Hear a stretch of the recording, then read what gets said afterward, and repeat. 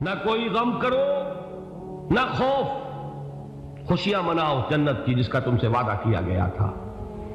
اللہ کی ربوبیت پر اطمینان جب انسان کو ہو جاتا، میرا رب اللہ ہے، ربی اللہ، انسان کے لیے نہ کوئی کھٹکا، نہ کوئی خطرہ، نہ کوئی خوف، نہ کوئی حزن۔ جو کچھ ہو رہا ہے کس کے اذن سے ہو رہا ہے؟ اللہ کے اذن سے۔ اللہ کے اذن کے بغیر پتا تک نہیں ہلتا۔ یہ کوئی اندھا بہرا مادہ نہیں ہے جس سے مجھے کوئی خوف ہو۔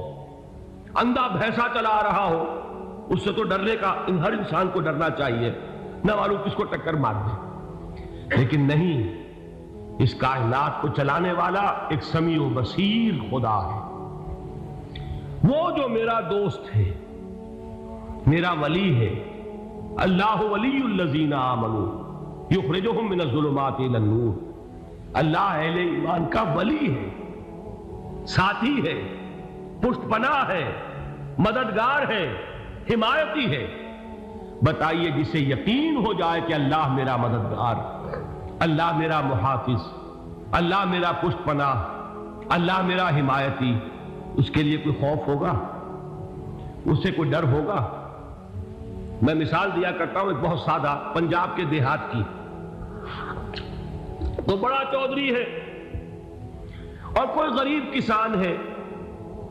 اس غریب کسان کے جانوروں کو ہر وقت اندیشہ ہوگا چوری کا، کوئی میری بھینس کھول کر نہ لے جائے، کوئی میرا بیل کھول کر نہ لے جائے۔ لیکن جس کے بارے میں یہ سب کو معلوم ہو کہ وہ جو بڑا چودھری ہے وہ اس کا دوست ہے، اس کی بچیا کو کوئی خوف ہوگا؟ اس کی بھینس پر کوئی ہاتھ ڈالے گا؟ اسے کوئی اندیشہ ہوگا؟ نہیں۔ کیوں؟ کہ وہ بڑا چودھری، بڑا اس کا یہاں کا سردار، جاگیردار، سب کو معلوم ہے وہ میرا دوست ہے، کوئی میرے خلاف اقدام نہیں کر سکتا۔ اس دنیا میں یہ چھوٹی سی بات اگر آپ کے دلی اطمینان اور سکون کا باعث بن سکتی ہے تو ذرا تصور کیجئے۔ میں لفظ تصور استعمال کروں گا صرف اس لیے کہ اس کا ہم جس کو کہتے ہیں ادراک اور شعور کر نہیں سکتے، اگر کے ساتھ کر سکتے۔ اگر یقین ہو کہ اللہ میرا مددگار اور یقین ہو کہ اللہ ہر آن میرے ساتھ ہے، پھر کوئی خوف؟ کس کا خوف؟ کوئی شے اللہ سے بالا تر ہے؟ کوئی قوت اس سے زیادہ طاقتور ہے؟ کوئی اس کے ارادے کو بدلنے والا ہے؟ کوئی اس کی مشیت کے آڑے آنے والا ہے؟ یہی بات ہے جو حضور نے فرمائی، یہ ایمان کا حاصل ہے لب لباب، کہ دیکھو اچھی طرح اس بات کو ذہن نشین کر لو، اگر تمام انسان مل کر تمہیں کوئی نقصان پہنچانا چاہے نہیں پہنچا سکتے، مگر جو کچھ اللہ نے لکھ دیا ہو، اور تمام انسان مل کر تمہیں کوئی نفع پہنچانا چاہے نہیں پہنچا سکتے، مگر وہ شے جو اللہ نے طے کر دی۔ آپ پھر میں کہوں گا ذرا طاری کیجئے، اسے فرض کیجئے، اسے سوچئے۔ اگر اس حدیث پر ہمارا دل ٹھکا ہوا ہو تو کسی سے ڈر ہوگا؟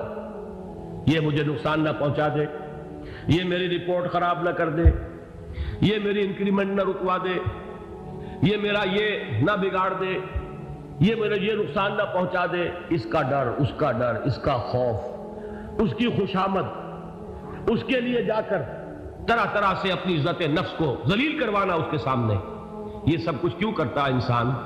جب سمجھتا ہے کہ اس کے ہاتھ میں میرا کوئی نفع ہے، اس کے ہاتھ میں میرے لیے کوئی ضرر ہے، یہ مجھے کوئی غضب پہنچا سکتا ہے، یہ مجھے کوئی نقصان پہنچا سکتا ہے، یہ میرا کوئی کام بنا سکتا ہے، یہ میری کوئی ضرورت پوری کر سکتا ہے، اسی کا نام شرک ہے۔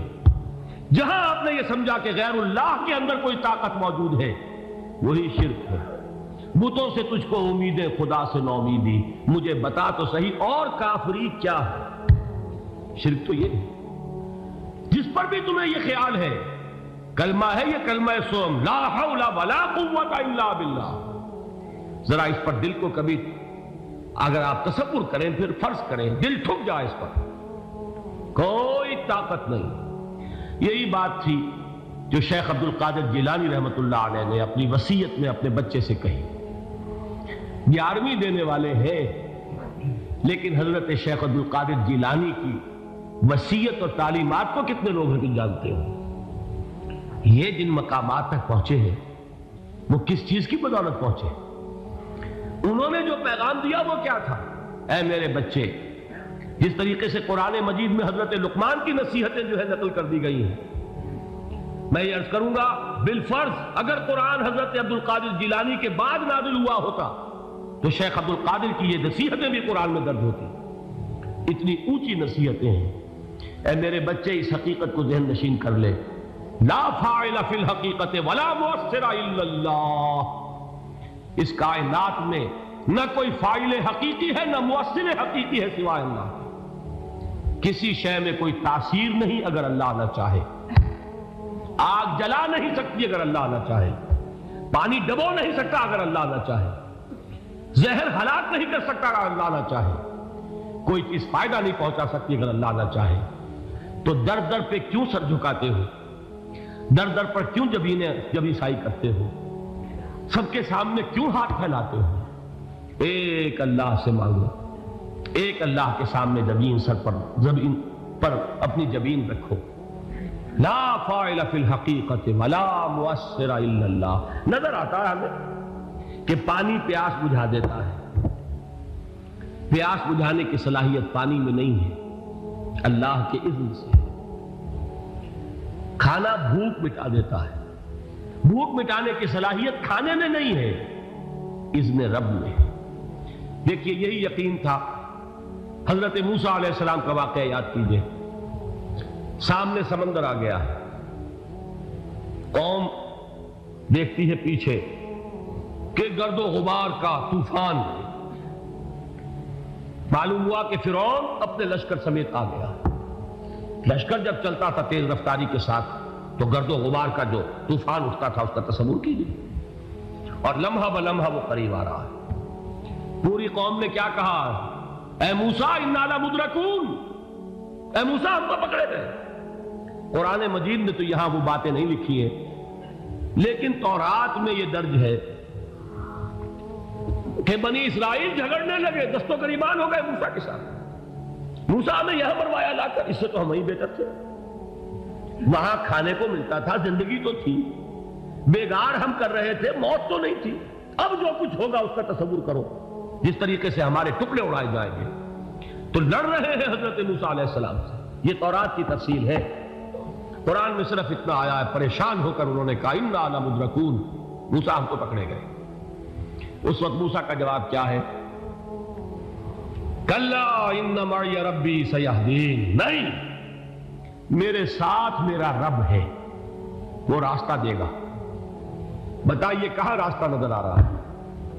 یہ ہے ایمان بالغیب۔ راستہ نظر نہ آئے تب اللہ پر یقین ایمان ہے۔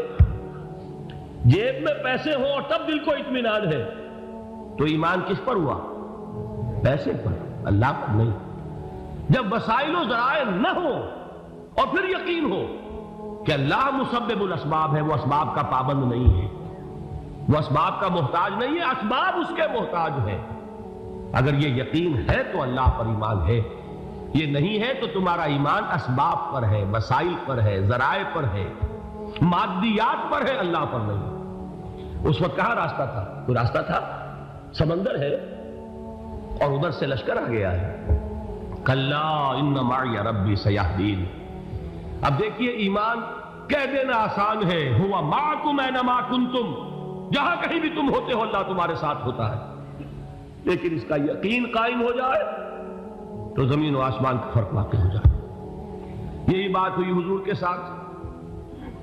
غار ہے، چھپے ہوئے ہیں محمد رسول اللہ اور آپ کے وہ یار غار ابو بکر صدیق رضی اللہ تعالی عنہ۔ اقبال نے حضرت ابو بکر کی شان میں چند اشعار کہے صرف، لیکن واقعہ یہ ہے کہ بھاری بھاری نظموں پر اور قصیدوں پر بھاری ہے، طویل ترین نظمیں اور قصیدے ہوں ان پر بھاری ہے۔ ہمتیں ابو بکر کی ہمت جو ہے، کشت ملت را چوں ابر، جیسے بارش سے کھیتی اپجتی ہے، ابو بکر کی ہمت اور عزیمت اس امت کو اسی طرح سینچنے والی ہے۔ ثانیے اسلام و غار و بدر و قبر،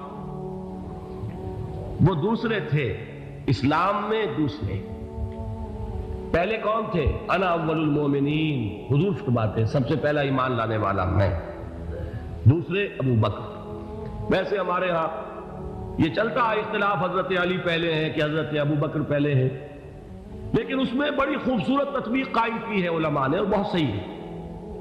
چار کے بارے میں فیصلہ ہی مت کرو کہ کون پہلے، ان کی ایک عجیب تقسیم کر دی ہے۔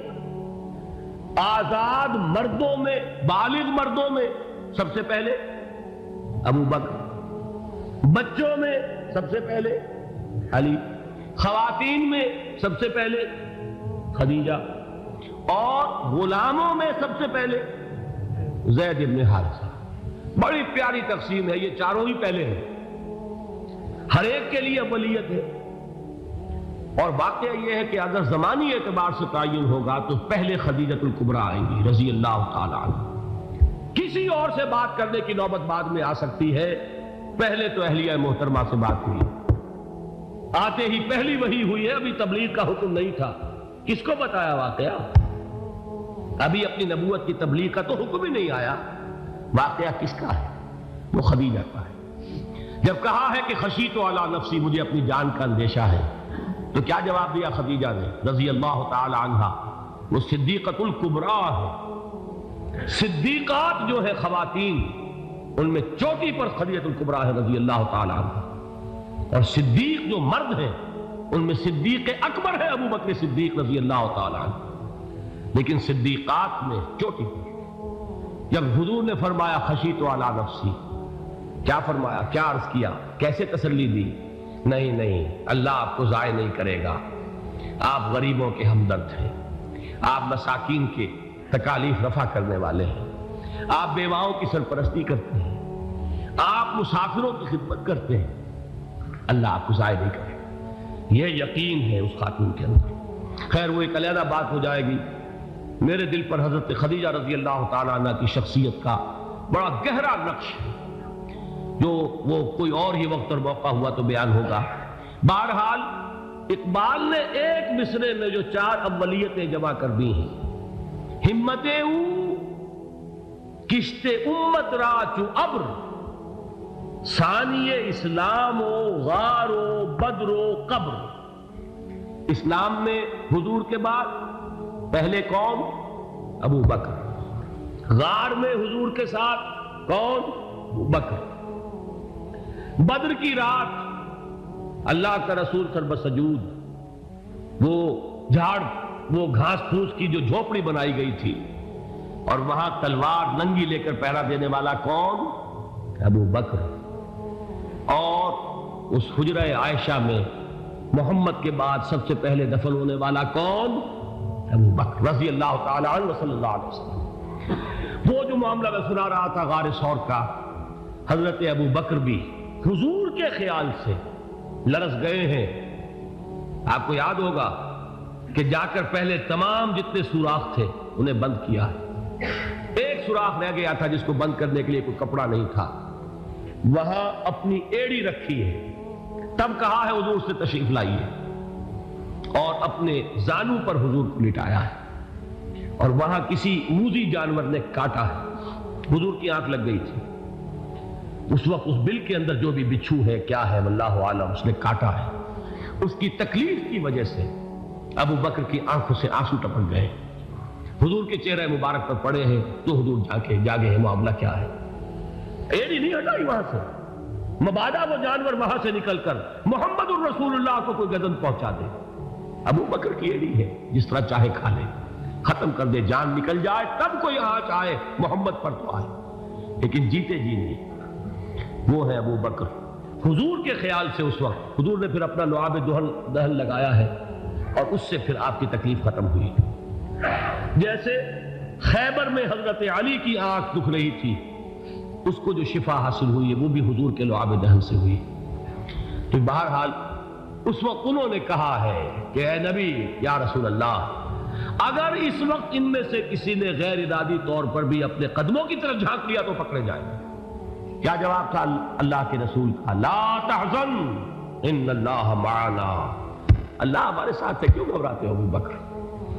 یہ ہے ایمان باللہ، میرا مالک اللہ، میرا رازق اللہ، میرا محافظ اللہ، میرا مددگار اللہ، میرا پشت پناہ اللہ، میرا دوست اللہ۔